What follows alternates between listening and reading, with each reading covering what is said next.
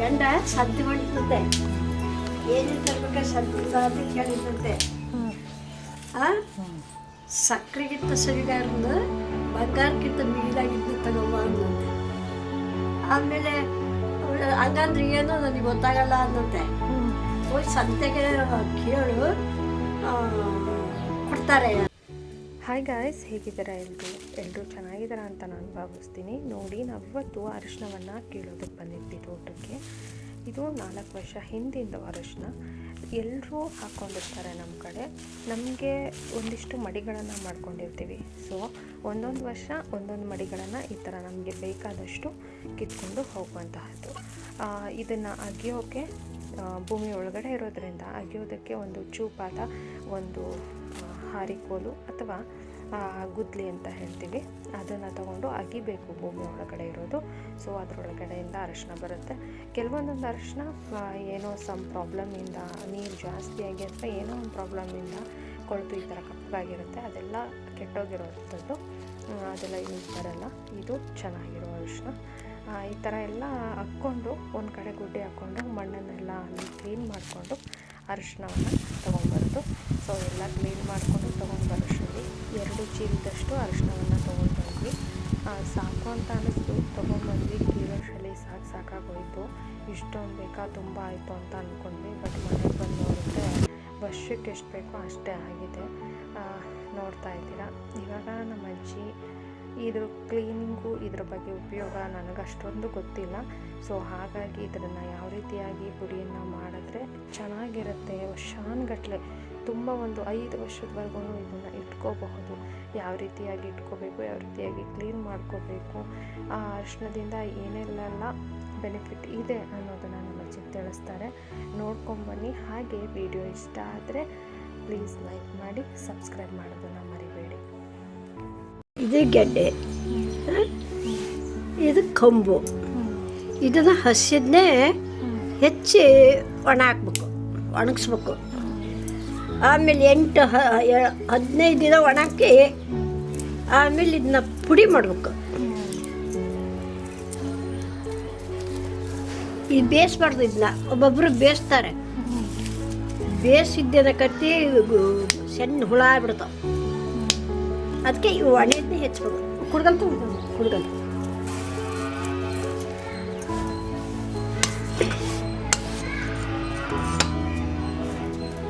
ಈ ಥರ ಹೆಚ್ಚಬೇಕು. ಬಾರಿ ಗಟ್ಟಿ ಬರ್ತೈತಿ. ಕೈ ಹುಷಾರಿ ಮೇಲೆ ಹೆಚ್ಚಬೇಕು. ಹಿಂಗೆ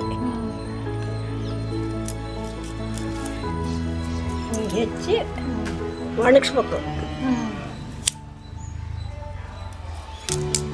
ಹಿಂಗೆ ಹೆಚ್ಚು ಒಣಗಿಸೋದು ಎಷ್ಟು ದಿನ ಇರ್ತದೆ? ಹಿಂಗೆ ಹೆಚ್ಚು ಒಣಗಿಸಿದ್ದು ಎಷ್ಟು ದಿನ ಇರ್ತದೆ? ಇದು ವರ್ಷ ಮಟ್ಟ ಇರ್ತದೆ. ಎಷ್ಟು ದಿವಸ ಆದರೂ ಇರ್ತದೆ ಪುಡಿ. ಈ ಅರಿಶಿನ ಹಿಂಗೆ ಮಾಡಿದ್ದು ಒಳ್ಳೇದು. ಈ ಡೂಪ್ಲಿಕೇಟ್ ಅರಿಶಿನ ತಿನ್ಬಾರ್ದು. ಈ ಅರಿಶಿನ ಒಂದು ಹೂವಿನ ಮಾಲೆ ಮಾಡೋಕೆ ಬರ್ತೈತಿ. ಯಾಕೆ ಗೆಜ್ಜೆ ವಸ್ತ್ರ ಮಾಡೋಕ್ಕೆ ಈ ಅರಿಶಿನ ಪುಡಿನೇ ಆಗ್ಬೇಕು. ಬೇರೆ ಅರಿಶಿನ ಪುಡಿ ಆಗಲ್ಲ, ಅಂಟು ಬರ್ತದೆ. ಇದು ಅಂಟು ಬರಲ್ಲ.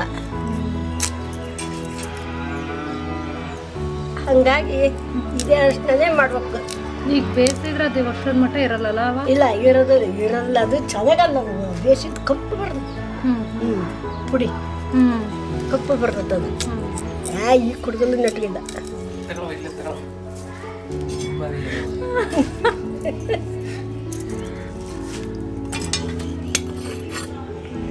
ಇದು ನಾವು ಬೆಳೆದ ಅರಿಶಿನ ಭಾರಿ ಒಳ್ಳೇದು. ಕೆಮ್ಮು ಬರಲ್ಲ. ಎಲ್ಲ ಅಡುಗೆಗೆ ಉಪಯೋಗಿಸಿದ್ರೆ ಕೆಮ್ಮು ಬರೋದಿಲ್ಲ. ದೇಹಕ್ಕೂ ಭಾರಿ ಒಳ್ಳೇದು ಈ ಅರಿಶಿನ.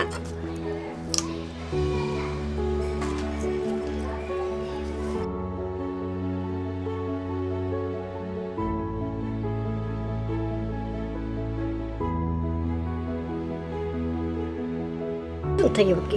ಇದಕ್ಕೆ ಗೆಡ್ಡೆ ಅಂತಾರೆ. ಇದು ಇದಕ್ಕಿಂತನೂ ಒಳ್ಳೆ ಬಣ್ಣ. ಇದು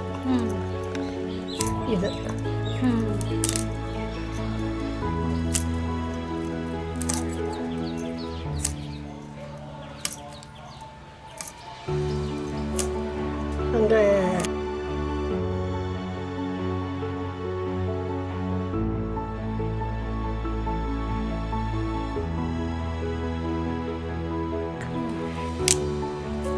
ನೋಡಿ ಈ ಥರ ಬಣ್ಣ ಬರ್ತೈತಿ.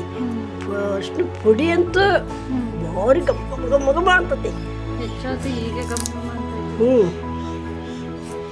ಅದಕ್ಕೆ ಯಾರ ಹೇಳಿದ್ರು ಅಂತ ಬೇಯಿಸ್ಬಾರ್ದು. ಈ ಕೊಂಬಿಕ್ಕಿದ್ದು ಈಗ ಇದ್ದಡು ಹಂಗೈತೆ ಗೆಣಸಿದ್ದಂತ ಗೆಣಸು. ಈ ಕಂಬಿಕ್ಕಿಂತಲೂ ಈ ಗೆಡ್ಡೆ ಐತಲ್ಲ ಇದು ಭಾರಿ ಒಳ್ಳೇದು. ಅಂದರೆ ಹೆಚ್ಚೋದು ಕಷ್ಟ ಆಕತ್ತಷ್ಟೇ, ಬಣ್ಣ ಭಾರಿ ಒಳ್ಳೇದು.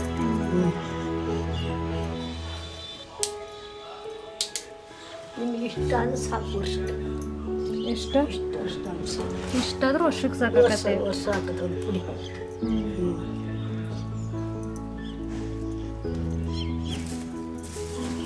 ನಮ್ಮ ಹಾರ್ಮೋನು ಇದು ಬೇಯಿಸ್ಬಾರ್ದು. ಬೇಯಿಸಿದ್ರೆ ಹುಳ ಹಾಕತಿ. ಬೇಯಿಸ್ದಂಗಿದ್ರೆ ಹಾಗೆ ಒಣಗ್ತತಿ. ಒಣಗಿಸಿದ್ನೆ ಪುಡಿ ಮಾಡ್ಬೋದು. ಮಿಷಿನಿಗೆ ಹಾಕಿ ಪುಡಿ ಮಾಡಿಬಿಟ್ರೆ ಎಷ್ಟು ದಿವಸ ಅದು ನಾವು ಇಟ್ಕೊಂಡು ತಿನ್ಬೋದು. ಒಂದು ಓಕ್ಳಿ ಮಾಡೋಕ್ಕೆ ಅಷ್ಟು ಪುಡಿ ಬೇಕಿದು, ಒಂದು ಪೂಜೆಗೆ ಅಷ್ಟು ಪುಡಿ ಬೇಕು, ಒಂದು ಮದುವೆಗೆ ಅಷ್ಟು ಪುಡಿ ಬೇಕು. ಈ ಅರಿಶಿಣನೇ ಮಾಡಬೇಕು ನಾವು ಬೆಳೆದಂಥದ್ದು. ಈಗ ಡೂಪ್ಲಿಕೇಟ್ ಅರಿಶಿಣ ಬಂದೈತಿ. ಈಗ ಅಂಥದ್ದನ್ನ ತಗೊಂಡ್ಬಾರ್ದು. ಹಚ್ಚಿದ್ರೆ ಏನೂ ಉಪಯೋಗ ಇಲ್ಲ ಅವು.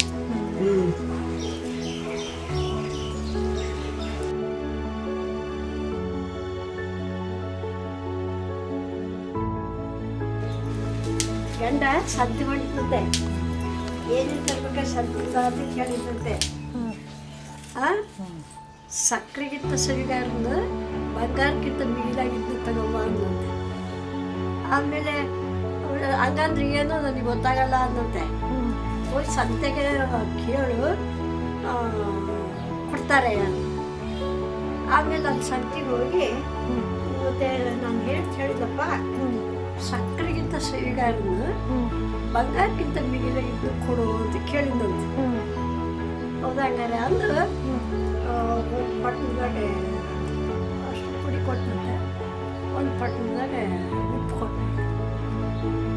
ಸಕ್ಕರೆಗಿಂತ ಸವಿಗಾರ ಉಪ್ಪು, ಬಂಗಾರಕ್ಕಿಂತ ಮಿಗಿಲಾಗಿದ್ದು ಅಷ್ಟು ಪುಡಿ.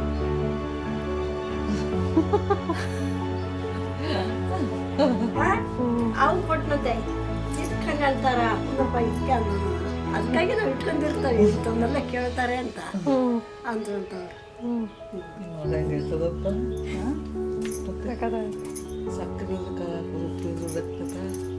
ಸಕ್ಕರೆಗಿಂತ ಸವಿಗಾರ ಬಂಗಾರಕ್ಕಿಂತ ಮಿಗಿಲಾಗಿದ್ದೆ ಅವನು ಅಂತ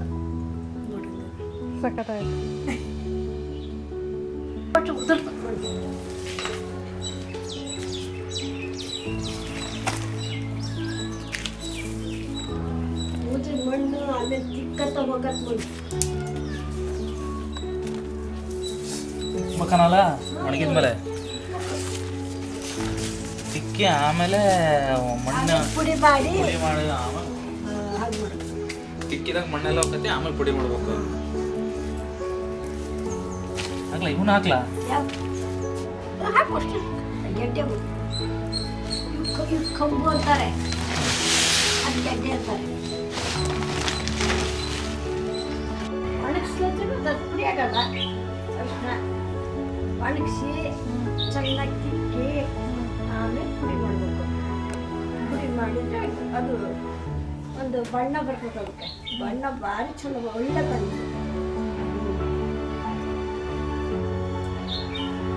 ಚೆನ್ನಾಗಿ ಒಣಗಿಸ್ಬೇಕಾದ್ರೆ ಹಸಿ ಹಸಿ ಇದ್ದಾಗ ಆದರೆ ಅದು ಮುಗಿತದೆ ಹುಳ ಆದ್ರೆ.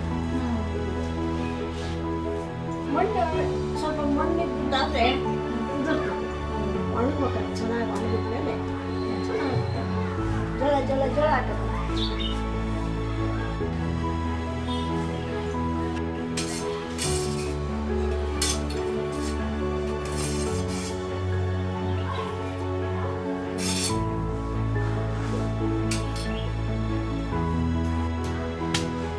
ಮನೆ ಮ್ಯಾಗ ಹಾಕ್ಬೋದು, RCC ಮೇಲೆ ಹಾಕ್ಬೋದು. ಜಬ್ಬಿ ನಮ್ಗೆ ಯಾವಾಗ ಇಷ್ಟ ಬರ್ತಾವ ತಕ್ಕಂಡು ಪುಡಿ ಮಾಡ್ಕೋಬೇಕು. ಪುಡಿ ಎಷ್ಟು ವರ್ಷ ಆದರೂ ಬಿಸಿಲಿಗೆ ಒಣಗಿ ಬಿಟ್ಟರೆ ಎಷ್ಟು ವರ್ಷನಾದ್ರೂ ಬರ್ತದೆ.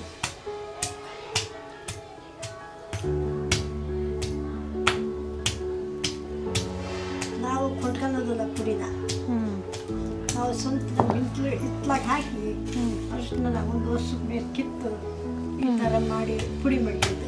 ಅಂಗಡಿಯಾಗ ಪುಡಿ ತಿನ್ನಲ್ಲ ನಾವು. ಅಂಗಡಿಯಾಗ ಪುಡಿ ತಿಂದರೆ ಅದು ಒಳ್ಳೆ ಆರೋಗ್ಯಕ್ಕೆ ಒಳ್ಳೇದಲ್ಲ. ಮುಖ್ಯಗೆ ಹಾಕ್ತೀವಿ, ಸಾರಿಗೆ ಹಾಕ್ತೀವಿ, ಚಿತ್ರಾನ್ನಕ್ಕೆ ಹಾಕ್ತೀವಿ, ಎಲ್ಲ ನಾವು ಅಡುಗೆ ಮಾಡೋ ಇದಕ್ಕೂ ಹಾಕ್ಬೇಕಿದೆ. ಮಟನ್ ಸಾರಿಗೆ, ಚಿಕನ್ ಸಾರಿಗೆ ಹಾಕ್ಬೇಕು.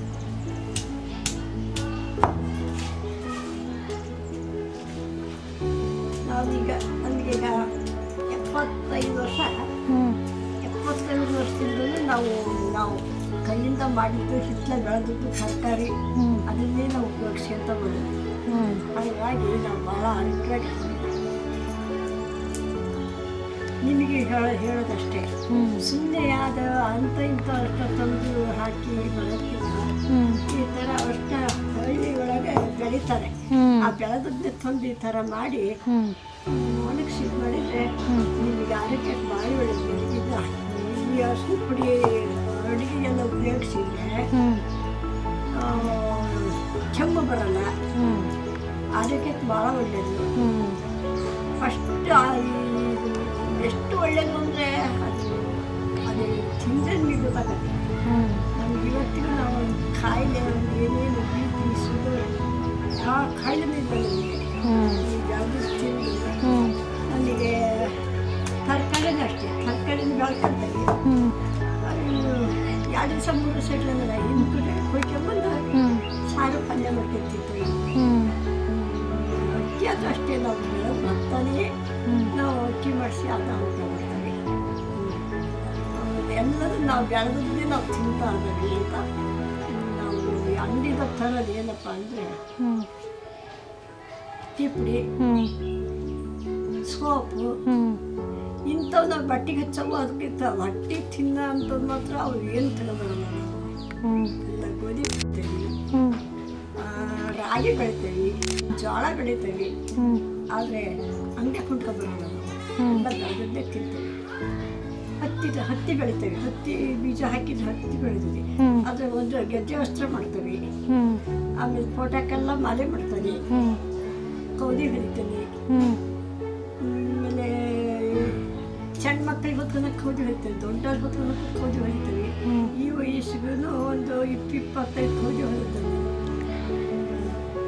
ಅದು ಹೊಸ ಬಿದ್ದಂಗೆ ನಾವಂತೂ ನಮ್ಮ ಮಕ್ಕಳು ಮೊಮ್ಮಕ್ಕಳಿಗೆಲ್ಲ ಒಂದು ಕೌದಿ ಹೊಲಿತೇವೆ.